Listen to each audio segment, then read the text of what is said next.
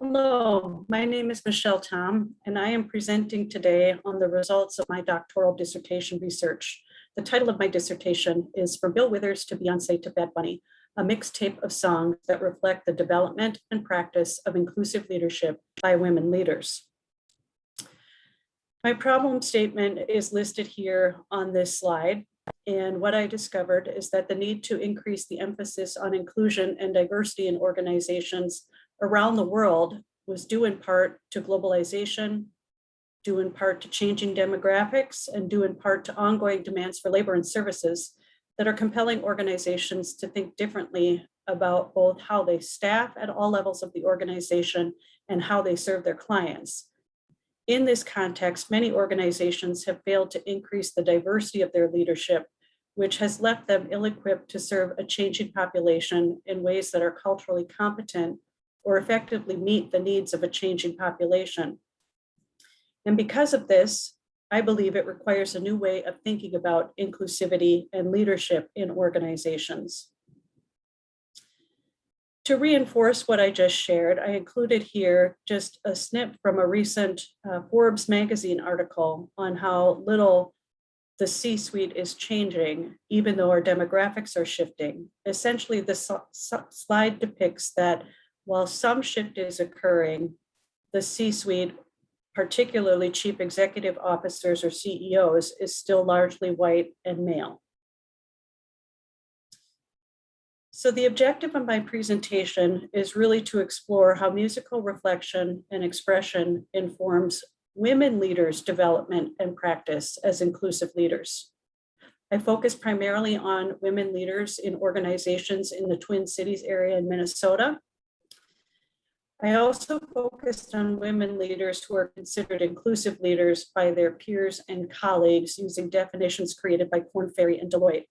The results of my work created a narrative that I hope helps inform how leaders desiring to be more inclusive in their organizations can use musical self-reflection and expression to shape how they think about developing and practicing inclusive leadership. In addition, I hope my work offers a new way to think about growing and developing inclusive leaders in organizations. And I also hope it understanding as to how music might be used as a tool to think differently about inclusive leader development and practice. How I will take you through my presentation is listed here. We've already discussed the overview and the purpose of the study.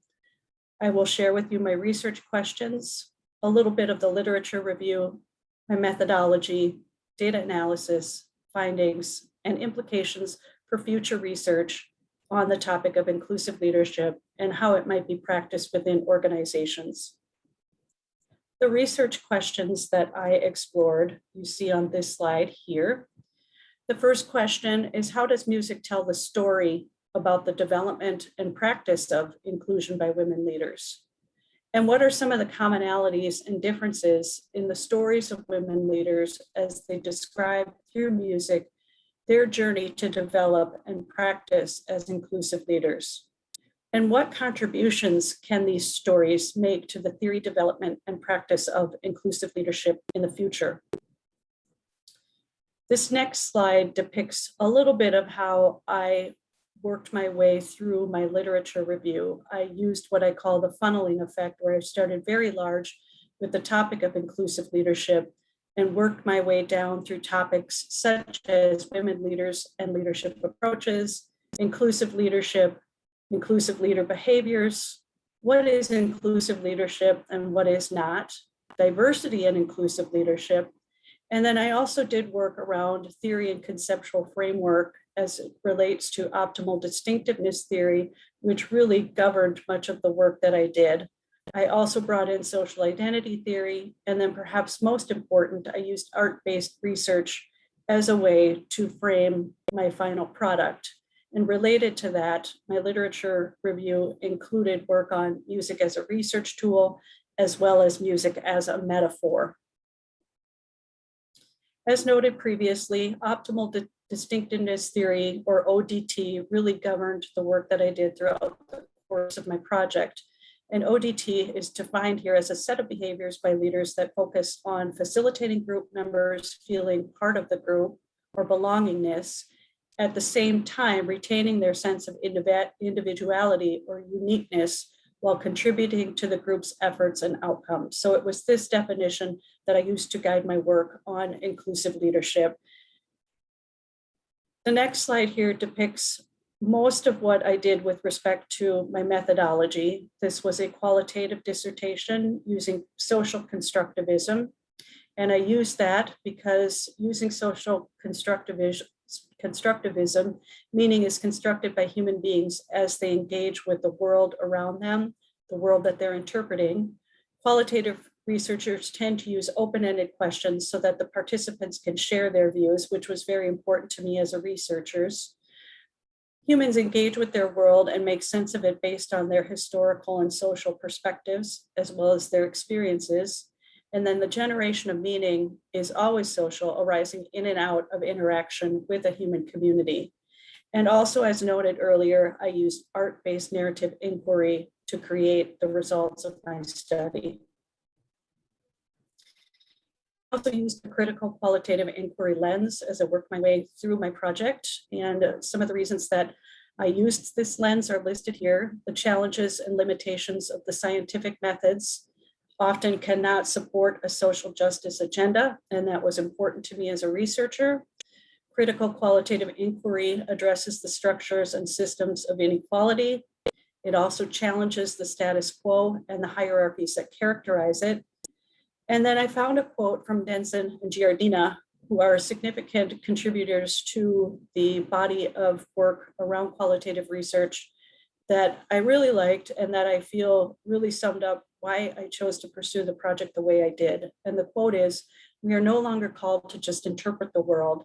Today, we are called to change the world and change it in ways that resist injustice while celebrating freedom and full, inclusive, participatory democracy." Also, as noted, I used art-based narrative inquiry, and art-based narrative inquiry gives the study subjects a voice, and in part, personal stories shaped by knowledge, experiences, values, and feelings of the persons who are telling them. It involves collective stories that are shaped by the subjects and the cultural, historical, and institutional settings in which those stories or experiences occur.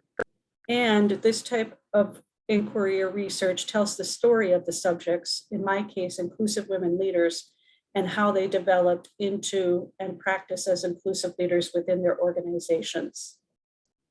So what I did is I asked my participants, upon identifying them, to create a short playlist of songs that reflect how they believe they developed into and currently practice as inclusive leaders within their organizations. And I used semi-structured, in-depth interviews to take my participants through a conversation about the songs or the playlists that they created and selected. My interviews lasted 2 hours in length. And I chose my women leaders by doing significant outreach to an already existing network to try to find out who amongst that network of potential participants already have the ability to practice as inclusive leaders in their organizations. And in order to inform those choices of participants, I used criteria or definitions of inclusive leadership developed by Korn Ferry and Deloitte. So just to give you a sense as to how Korn Ferry defines inclusive leadership, you see this listed here in this slide. Inclusive leaders are open and aware. They actively promote difference. They build a trusting and open culture. They're able to influence effectively. And then using all of that, they optimize organizational performance. Conversely, or similarly, I should say, this is the definition that was created by Deloitte. So in their work, inclusive leaders have 6 signature traits. They are cognizant, because not being cognizant or unaware of their bias has the potential to be a leader's Achilles heel. They're curious, they display cultural intelligence, they have the ability to collaborate, they're committed, and they're also courageous. So it's those 2 definitions of inclusive leadership criteria that my participants needed to meet in order to be part of my study. So once I conducted my interviews with the participants based on the songs that they selected, I went ahead and transcribed the interviews. Using the interviews, I created my narratives. Using the transcriptions as well as the narratives, I went back through and did my coding. I compared the narrative with the transcript. I incorporated terms that emerged through the narratives as well as the transcripts as codes to discover the structural properties of my participants' stories. I kept color-coded notes for reflection and further analysis. And then I also engaged in member checking by having my participants review both the transcript and the narrative in order to ensure that these accurately reflected their experiences. Limitations of my research I have listed here. Of course, researcher bias, because I was the primary instrument for data collection. I was only able to interview a small number of women leaders in order to complete my project in a timely manner. I ended up having 6 participants. And then there was a relative lack of diversity amongst my participants. And as a result of that, I can't generalize these findings to the development and practice of inclusive leadership by all women as leaders. This slide is what you see here, is the demographic profile of my participants. As indicated, I didn't get as diverse a group of participants as I wanted to.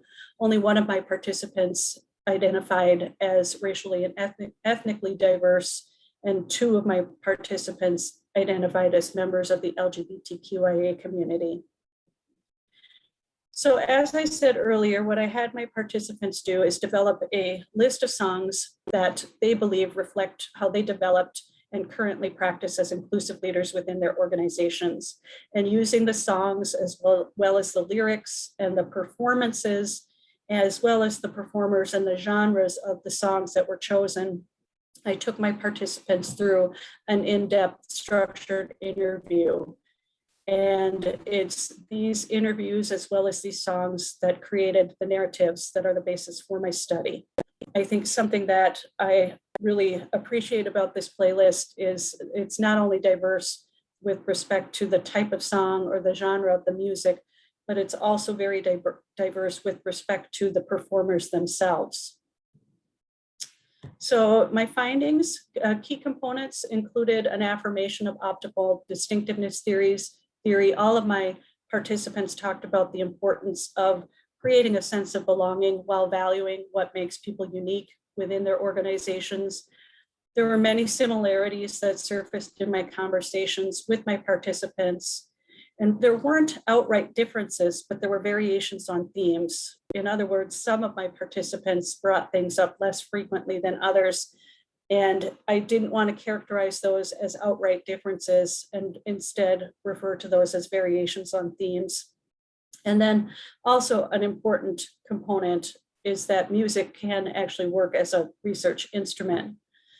So as noted here, I want to talk a little bit about the similarities that emerged from my conversations with my participants. All of them talked about the importance of thinking about inclusive leadership as a lifelong journey and a commitment, and not something that simply happens overnight. They talked about the importance of being able and willing to learn from their mistakes. All of them talked about the influence of current events and the need to be present in what's going on in one's community and society as an influencer in how they develop and practice as inclusive leaders. As an example, my conversations took place shortly after the murder of George Floyd in the Twin Cities area, and every participant referenced the impact of that event on them and how they felt they needed to be strong and make statements about that in the work that they did. Leading inclusively is a collective effort and not something that my participants felt that they could do alone. All of them talked about the importance of identity in their work with respect to their own identities as well as the identities of others. They talked about the power and the value of personal experiences as influencers in how they develop and practice inclusive leadership traits and skills. All of them talked about the influence of family as a factor in how they lead inclusively. And all of my participants referenced other types of leadership as also being important to how they practice inclusive leadership. most notably authentic leadership and servant leadership. They also talked about the importance of standing for something, justice, and they also acknowledged that it's important to think differently and creatively if one wants to be a successful inclusive leader. This is what I call variations on themes, or things that did not come up in every conversation with participants, but came up with most participants.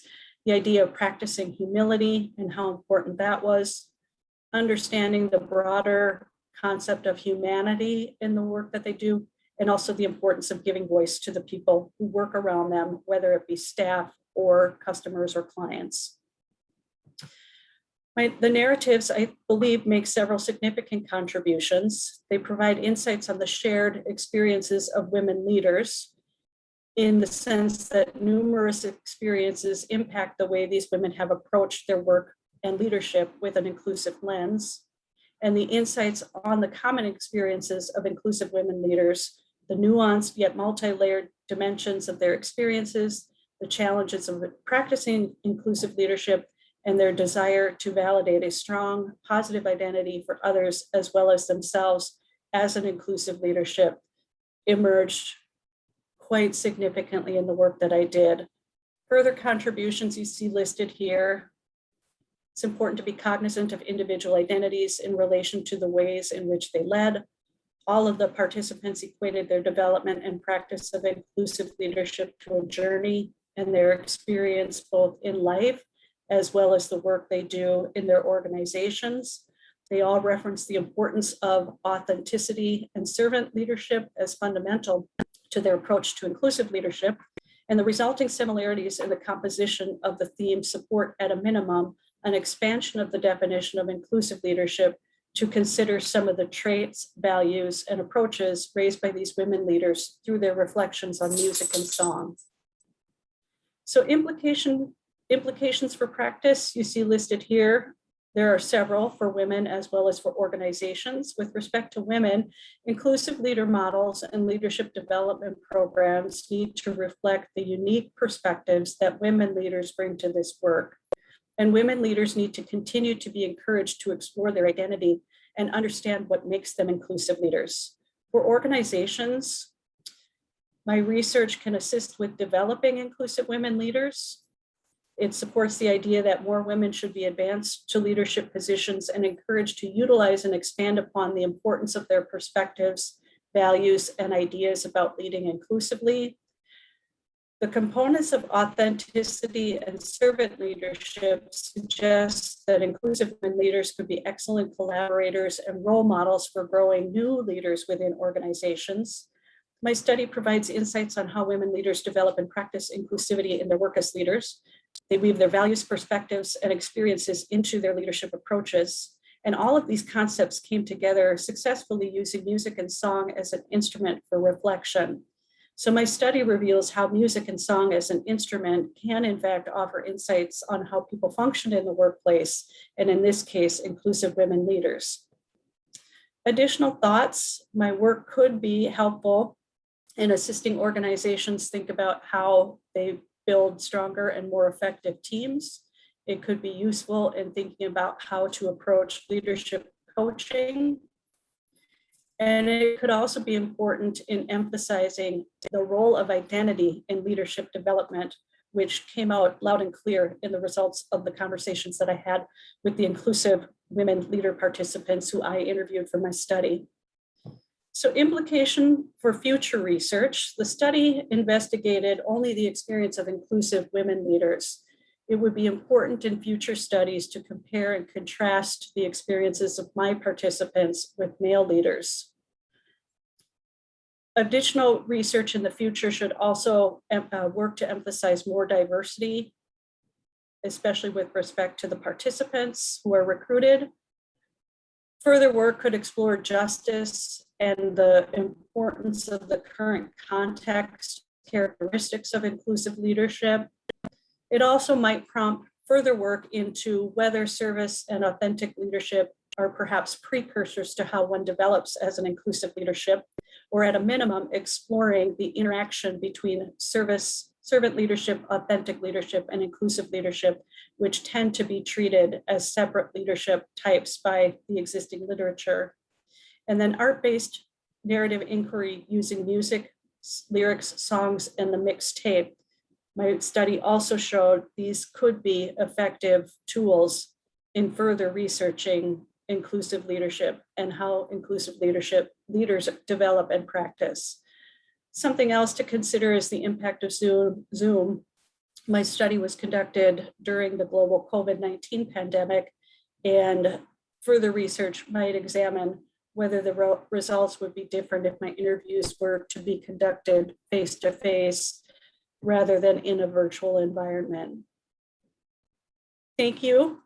I will be placing all of these slides for you to access, as well as a separate handout that includes the playlist that was developed by my participants. My contact information is listed here in case you would like to reach out to me. Thank you.